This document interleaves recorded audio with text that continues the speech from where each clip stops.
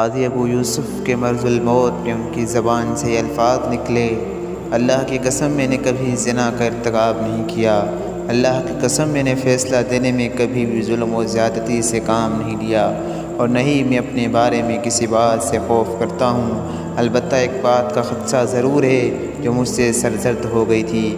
کسی نے پوچھا، آخر وہ کون سی غلطی ہے؟ کہنے لگے، دراصل بات یہ ہے کہ ایک روز میں شکایات کے اوراق ترتیب دے رہا تھا کہ مجھے ایک نصرانی کا شکوہ نامہ نظر آیا۔ اس نے خلیفہ ہارون رشید پر ظلم کا دعویٰ کیا تھا۔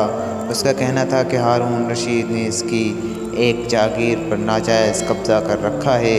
میں نے نصرانی کو بلوایا اور پوچھا، جس جاگیر کا تم نے دعویٰ کیا ہے ابھی وہ کس کے قبضے میں ہے؟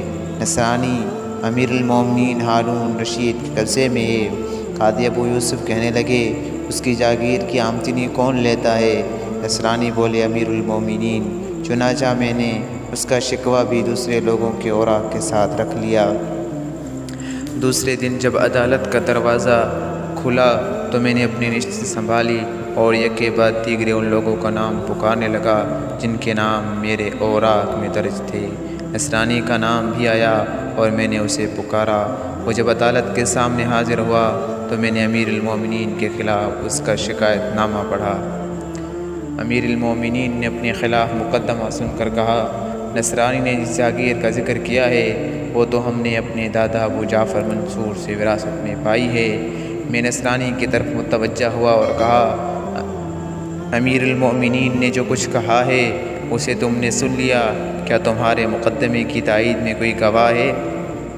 نصرانی گویا ہوا، میرے مقدمے پر کوئی گواہ تو نہیں ہے، البتہ آپ امیر المومنین سے قسم اٹھوائیں کہ یہ جاگیر انہی کی ہے۔ میں نے امیر المومنین سے پوچھا، کیا آپ قسم کھانے کو تیار ہیں؟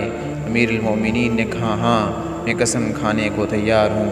پھر امیر المومنین نے بھرے مجمع میں قسم کھائی اور نصرانی اپنے گھر لوٹ گیا۔ قاضی ابو یوسف نے کہا، صرف اسی بات سے مجھے اپنے بارے میں خدشہ ہے۔ حاضرین نے پوچھا، بھلا اس سلسلے میں خدشے کی کون سی بات ہے، جبکہ آپ کے اوپر جو کچھ واجب تھا اسے آپ نے انجام دے دیا؟ قاضی ابو یوسف نے کہا، امیر المومنین کو مدعی کے مد مقابل نہ بٹھانے کے سبب